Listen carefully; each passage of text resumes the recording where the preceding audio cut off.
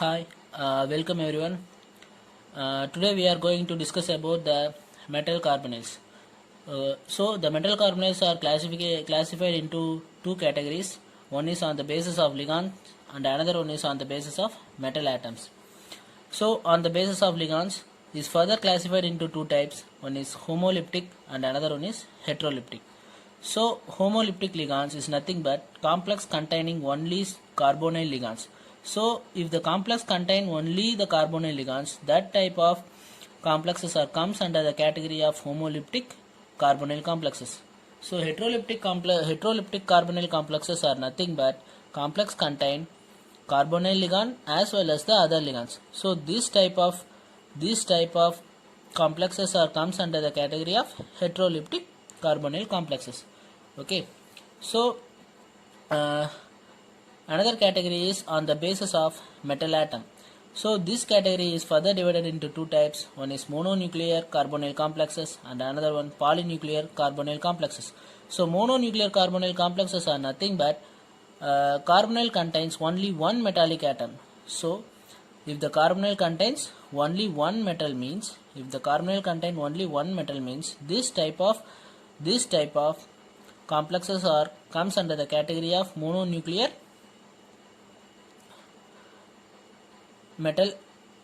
mononuclear carbonyl complexes.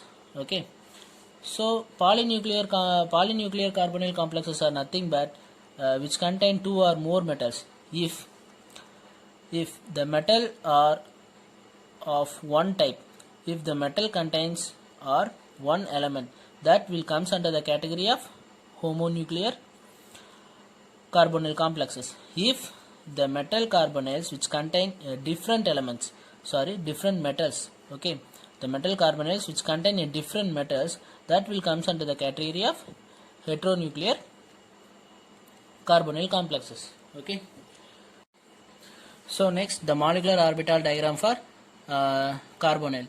So usually the carbonyl is very good sigma donor and a pi acceptor. So this can be easily explained on this molecular orbital diagram, right? Okay, so this HOMO and LUMO are localized on this carbon atom, not on this oxygen atom, because this carbon atom has very less electronegativity compared to oxygen atom. So this carbon has in higher energy and this oxygen lies in the lower energy. So HOMO of this metal carbonyl will donate its lone pair of electron to the metal d orbital, right, and it will forms the sigma bond between metal and carbonyl ligand. Okay, and it will forms the sigma bond between metal and carbonyl ligand. Okay, so now this metal d orbital is filled. So this filled metal d orbital will donate its electron to the empty LUMO of this carbonyl.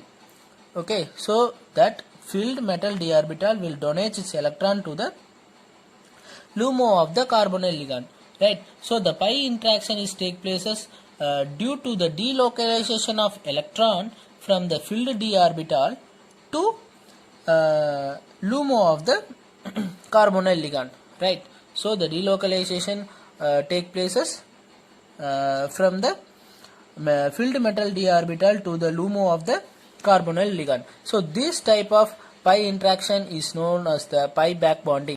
So this carbonyl ligand will donate its lone pair of electron to the metal d orbital. So in this case, this carbonyl ligand will act as a very good sigma donor. This carbonyl ligand will also accept an electron from the metal d orbital, right? So in this case, this carbonyl ligand will act as a very good pi acceptor. So synergetic effect is nothing but formation of sigma bond between the metal and carbonyl, right? So this leads to increases the electron density on the metal. Okay, so this leads to get positive charge on the carbonyl ligand. So this positive charge on the carbonyl ligand will increases the ability of pi accepting character on the carbonyl ligand. Okay, So greater electron density on the metal and greater positive charge on the carbonyl ligand will makes a metal to donate its electron to the pi star orbital of the carbonyl ligand. So this will forms the pi bond, and this donation is also called as the pi back donation. This kind of mutual strengthening of sigma and pi bonding is called as the synergetic effect, right? Suppose if we have the metal is in high oxidation state, so here in this case the pi back bonding is very poor, because the metal will have electron density is very low. So the metal electron density is very low in this case, so the pi back bonding is very poor.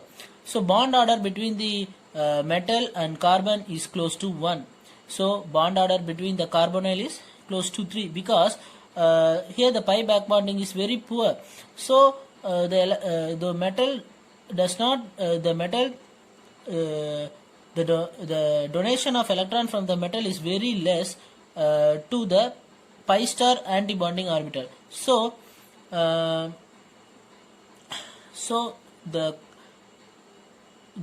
bond order of the carbonyl will remains same. So suppose if the metal is in low oxidation state, the metal electron density of the metal is very high, the pi back bonding is very strong, so bond order between the metal and carbon will close to 2. So now the bond order of the carbonyl will reduces to 2, because now the metal will donate its electron to the pi star anti-bonding of the carbonyl ligand. So if the electron increases on the anti-bonding orbital, so obviously the bond order will reduces. Okay, so obviously the bond order will reduces. Okay. So next we are going to discuss about the evidence for pi back bonding. So first here we are discussing about the IR spectroscopy, which will very useful for finding the stretching frequency for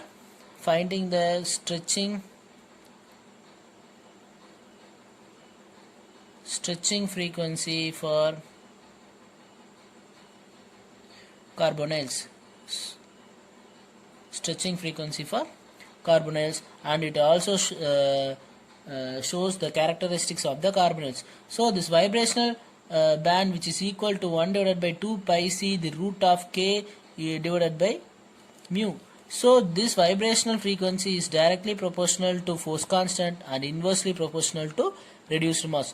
Though the frequency of the free carbonyl is 2143 centimeter inverse 1. So next we are going to see about the factors affecting stretching frequency. So if the stretching frequency increases, the bond order also increases, because the stretching frequency is directly proportional to bond order. So if the stretching frequency increases, bond strength also increases, because the stretching frequency is directly proportional to bond strength. If the stretching frequency increases, but bond length will decreases, because the stretching frequency is indirectly proportional to bond length, right? So the first one is charge on the metal. So we need to see the charge which is placed on the metal, right? So as we know, the more electron density on the metal, the pi back bonding is high. So how we determine the metal will have the electron density is high or not? So if the metal will have the negative charge, then definitely the metal will have the more electron density. If the metal will have the positive charge, the metal will have the less electron density, right? So if the metal will have the positive charge, the electron density is more, so the pi back bonding is also more. If the metal will have the positive charge, the electron density on the metal is very less, the pi back bonding is also decreases. So here we have some complexes. Check which will have the pi back bonding, which will have more pi back bonding. So the titanium have the oxidation state of -2, then the charge of the titanium is -2, the charge of the vanadium is -1, charge of the chromium is 0, charge of the Mn is +1, charge of the iron is +2. So as our condition says, the metal will have the negative charge, will have the more pi back bonding character. So here in this case, titanium will have the more negative charge. So the titanium will have the more pi back bonding character. So another condition is, if the metal will have the positive charge, the pi back bonding is very less. So ion will have the plus 2 charge. So here in this case, the electron density on the metal is very less, so the pi back bonding is also very less. So if note that if the pi back bonding increases, so the pi back bonding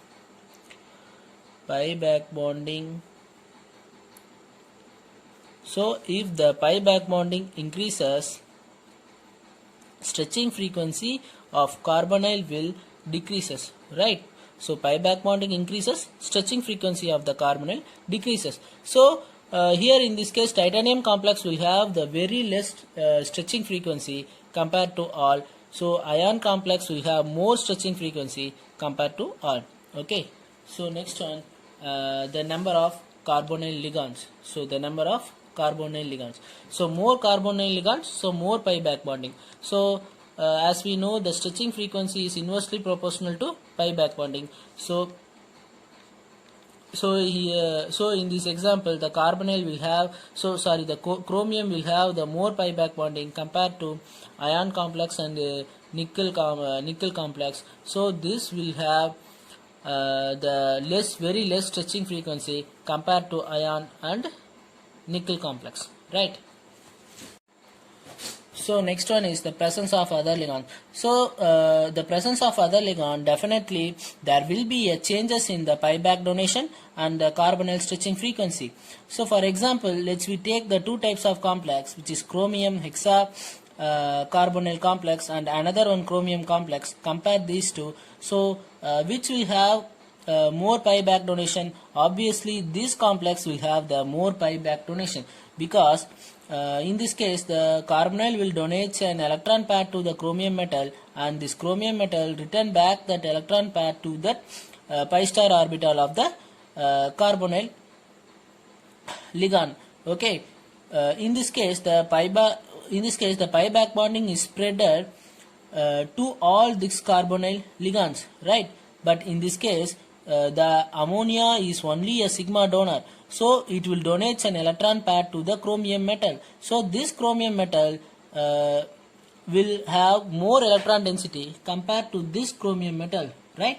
So next this chromium metal will donate its electron to the pi star orbital of the carbonyl ligand. So here in this case the pi back bonding is spreaded only to these 3 carbonyls, but in this case the pi back bonding is spreaded over these 6 carbonyls, but in this case only 3 carbonyls. So obviously the pi back bonding is more in this complex, but the stretching frequency is very less in this complex, because the pi back bonding is more, means the stretching frequency will very less, right? But in this case the stretching frequency is high compared to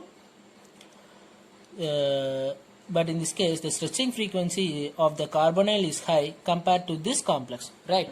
So next one, ligands like sigma donor, weak sigma donor but strong pi acceptor. For example, PF3 C triple bond S N triple bond O. So if we use the strong pi acceptor ligands, it will accept an electron from the metal. So the electron density of the metal will be very less. If the electron density of the metal will be very less, the pi back bonding will be very less. So the the carbonyl stretching frequency will be high, right? So if we take some of the examples of phosphine ligands like PR3, PAR3, POR3, so POAR thrice PF3. So this PF3 will have pi back bonding is very less, because this fluorine is an electronegative in character. So this phosphine ligand will accept and will takes an electron from the metal, and the metal will be the electron density on the metal will be very less. If the electron density on the metal will be very less, the pi back bonding is also very less. But in this case, compared to this ligand, compared to this fluorine, this phosphine, compared to this phosphine, it was somewhat electron donor. So this ligand will have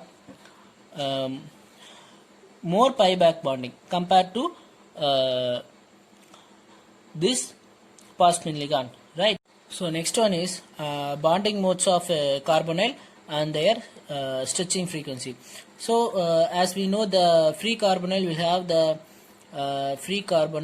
the stretching frequency of 2143 centimeter inverse 1, right? So terminal ligand in simple carbonyl, for example, chromium CO6 will have the stretching frequency of between 2120 to 1850 centimeter inverse 1. So if we have the bridged carbonyl which mu2 bridging, for example, cobalt 2 carbonyl 8 will have the stretching frequency between 1860 to 1075 centimeter inverse 1. So if we have the mu3 carbonyl bridging, for example, rhodium complex will have the stretching frequency between 1730 to 1600 centimeter inverse 1. So for example, we have taken the two questions. The first question is the carbonyl bond order is low for. So they are asking the carbonyl bond order which will have the lowest bond order. So uncoordinated carbonyl bonded to one metal, carbonate bridging to two metal, carbonyl bridging to three metals. So if uncoordinated carbonyl, so which is a free carbonyl, which has the stretching frequency over 2143 centimeter inverse 1. So as we know, the stretching frequency is inversely directly proportional to bond order. So uncoordinated carbonyl will have the stretching frequency of 2143 centimeter inverse 1, right? So next we can see. So this uncoordinated carbonyl will have the stretching frequency of 2143 centimeter inverse 1. So the carbonyl bonded to one metal. So if the carbonyl is bonded to one metal, that means it will the terminal carbonyl. So the terminal carbonyl have the stretching frequency about 2120 to 1850 centimeter inverse 1. So the carbonyl is bridging to two metal. If the stretching frequency is about 1860 to 1750 centimeter inverse 1. If the carbonyl bridging is to three metal, means the stretching frequency in between 1730 to 1600 centimeter inverse 1. So we know the stretching frequency of carbonyl is directly proportional to bond order. So bond order high means the stretching frequency is also high. So in this case, the bond order will less means the stretching frequency is also less. So they are asking the lowest bond order. So the fourth option will have the lowest bond order because the stretching frequency is very low. So the bond order is also very low. Okay. So here in this case they are asking about the correct order of stretching frequency of the carbonyl ligand. So this is phosphine ligand which will have the electronegative atom. So it will abstract an electron from the metal. So the metal electron density will be very low. So electron density of the metal is very low, which will have the pi back bonding is very less. The pi back bonding is very less. The stretching frequency will be high. So the stretching frequency will be more for this complex, right? So compared to PMe3 and POPH thrice, this ligand will have the acceptor ability is more compared to PME3. So this will have the stretching frequency is high compared to this complex, but this will have the stretching frequency is less compared to this complex, right? So at last we need to see this complex. This is an NMN3 which will donate an electron pair to the metal. So the metal electron density will be very high. So if the electron density will be very high, obviously the pi back bonding is also very high. The pi back bonding is very high, the stretching frequency will be very low. So the correct order is the complex, this complex will have the more stretching frequency, then this one, then this one, then this will have the very low stretching frequency, right? So this metal carbonyl is very easy topic, and it is more relevant to more important to CSIR, NET, GATE exams. So next video we try to solve some CSIR, NET, GATE questions. So please subscribe the channel, which will encourages me to put more videos. Thank you.